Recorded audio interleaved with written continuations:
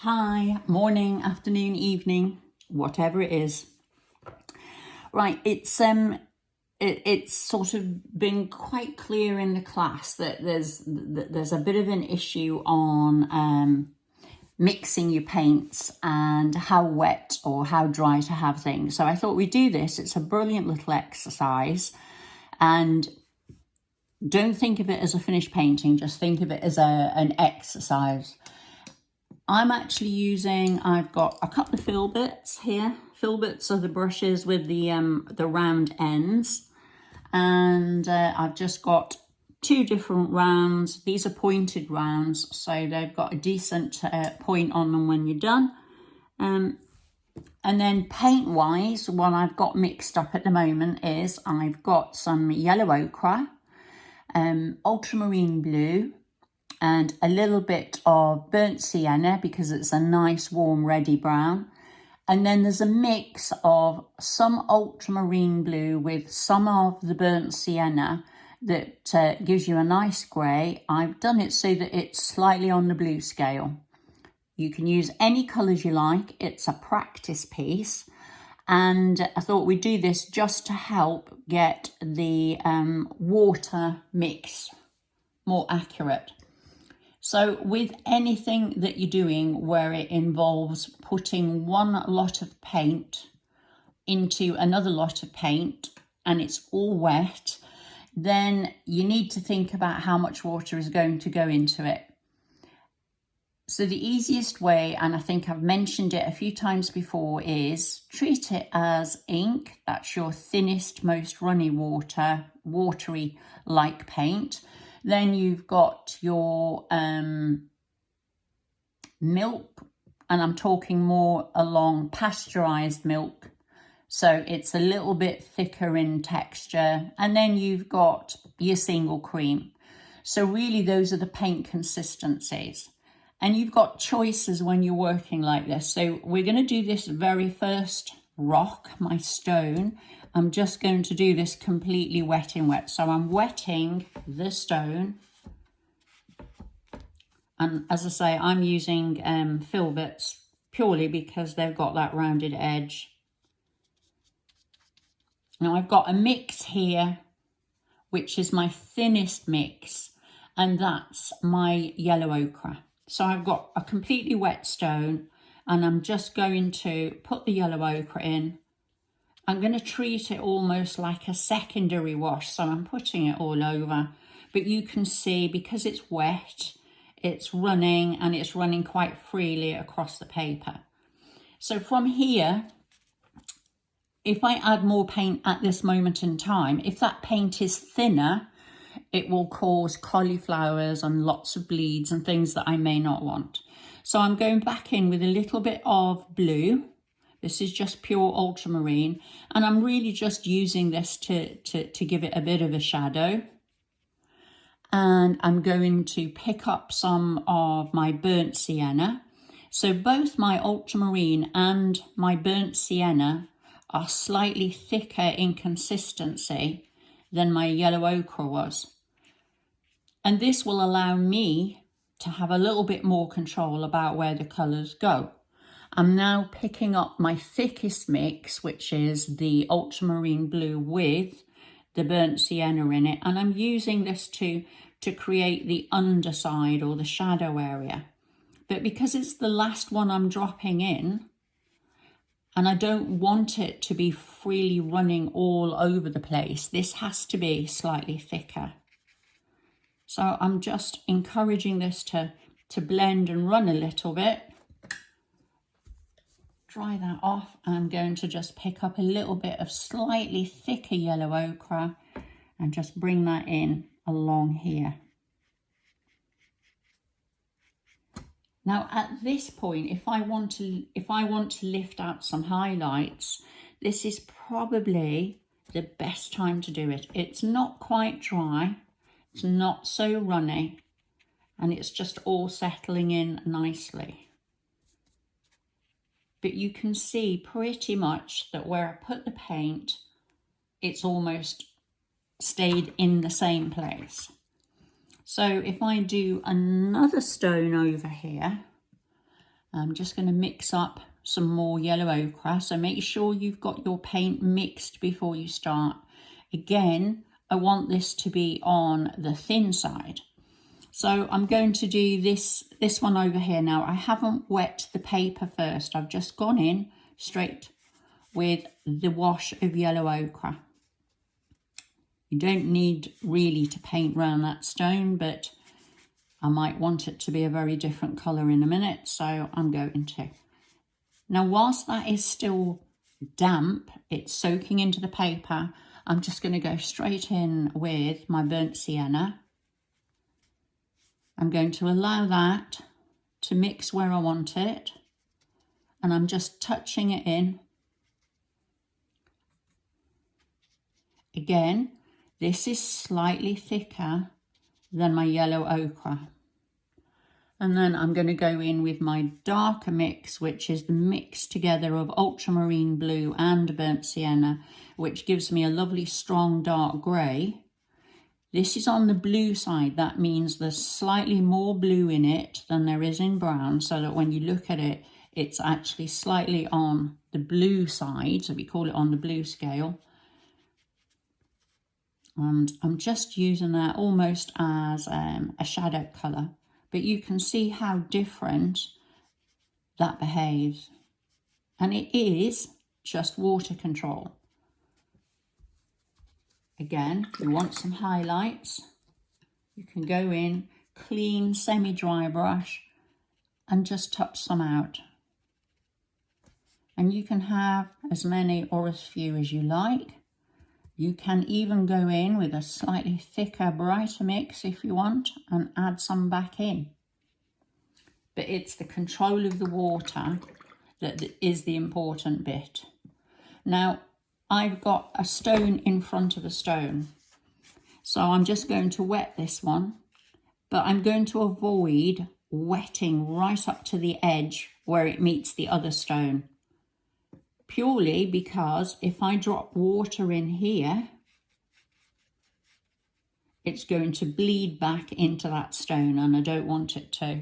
And I'm just going to do this one literally with the burnt sienna, so it's a nice warm brown. Pull that through, and then right at the last second I can pull it over into that edge, or I can leave a small amount of white if I want to. Right, so let's move it over, but because there's no water in there, this will stay where I put it. And a little bit of the ultramarine blue. These colours will mix together on the paper anyway.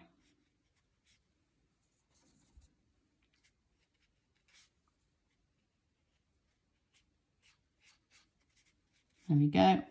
So you've got a few little stones taking form here. Blew it off a little bit more on that side. Now, here's a little technique for you. I'm only using a small brush. I've got my wet or damp brush. I'm just going to drop some neat water into the top. Can you see what's happening? It's bleeding and separating the pigment in the paint. But you can get some nice effects.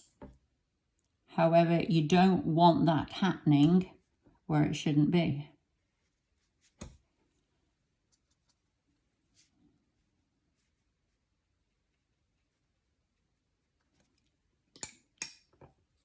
So that's 2 stones done. So alternate between wet on wet, so that's where you've wet your stone, and wet on dry, that's where you're going in with the paint, but it's onto dry paper. So this one, I'm not even going to bother covering all of it. I'm going to go straight into my bluey grey mix, pick it up, let it bleed through. Choose where I go with it.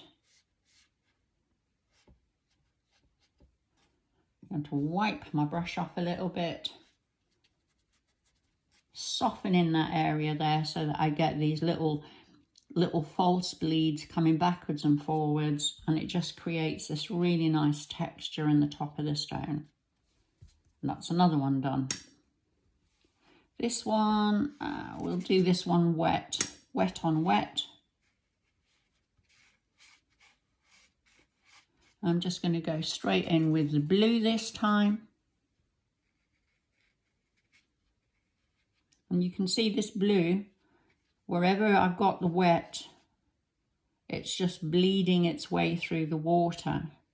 Wherever there isn't any water, it pretty much doesn't go. That's not foolproof, because if you've got a massive pool of water somewhere, it quite often will escape and wander off. I'm going in with my mix. You can see the difference here where I've got the ultramarine mixed with the burnt sienna. Again, I'm just going to drop it through, let it do its own thing. Got some light areas, white areas, just leave them be. Wipe my brush off. I can lift a few more out if I want. I'm going to let that partially dry, and then I'm going to drop some water in the top of it. Right, this one, we'll do this one. Yeah, I quite like that colour. So we're going to do this one just with dry paper. So this is a wet paint on dry paper. And again, it gives you that feeling of control, but you need to work quite quickly if you want to drop other colours into it.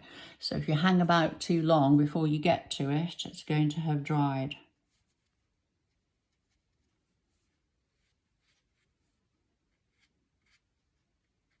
Let's just overlap there.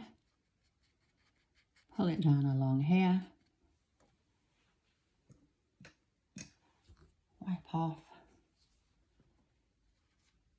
And I'm just going to lift out a few little light areas on top, just to create the impression that my stone's got a little bit of shape in it. We do this one wet on wet again.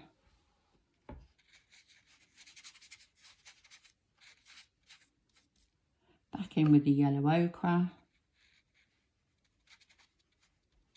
Half the stone I'm going to do with the yellow ochre, put it all in, and then I'll pick up some burnt sienna on this side, let them bleed back on each other, and then I'm going to pick up some of my blue-grey,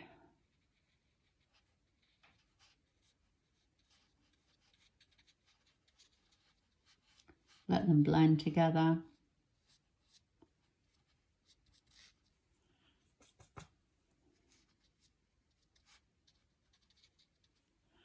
Created a slightly darker area there, so it makes the stone look as though there's things going on.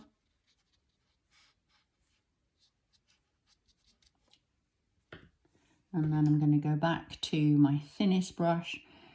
This one is just starting to dry, so I'm just touching in with a little bit of water on the back here.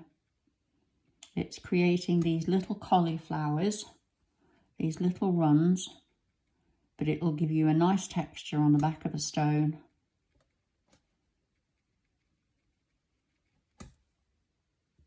Not too much water, you don't want to flood it. That's one reason why I'll often do this with quite a small brush, because it won't hold so much water. You could, in theory, if you want, right, I'll do it on this one.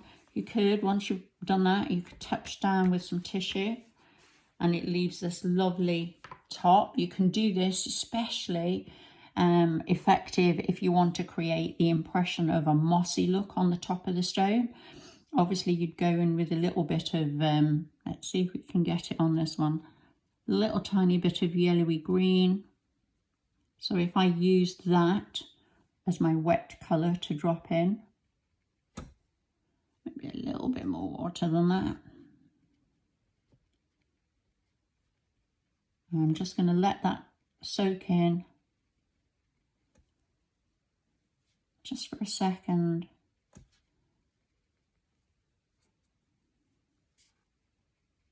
So you get this lovely, almost lichen look on top of a stone or your moss and everything. So that's in. I touch now ever so lightly.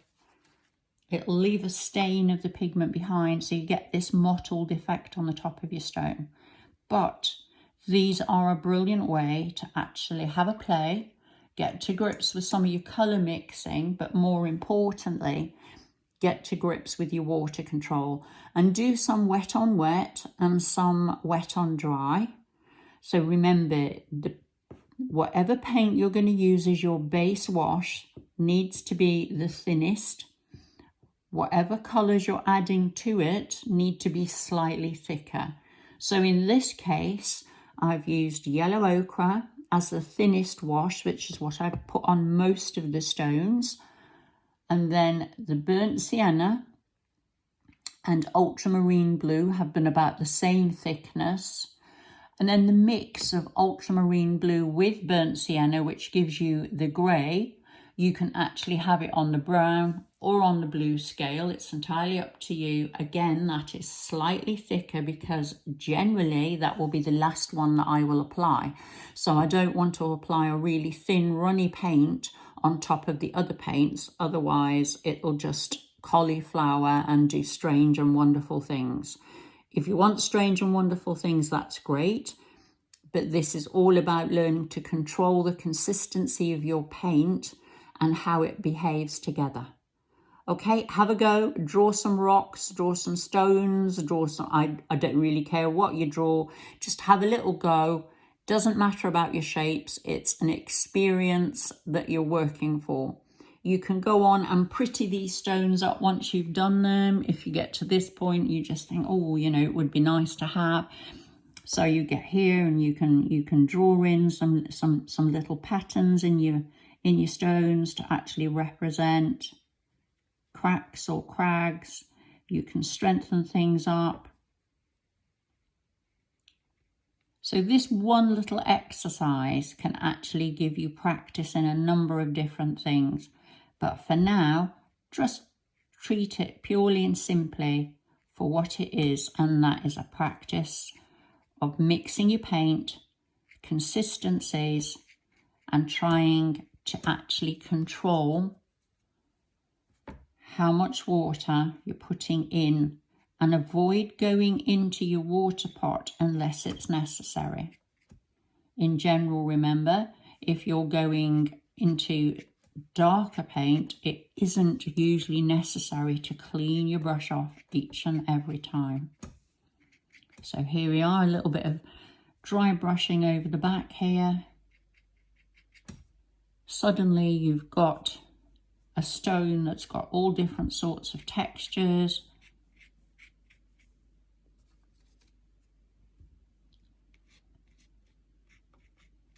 Hidden depths. So you've got a number of things that you can practice, but treat it for what it is. It's an exercise. Have a go at it, and hopefully by the time you've done this a few dozen times, you'll feel in control of that paintbrush. Okay, bye.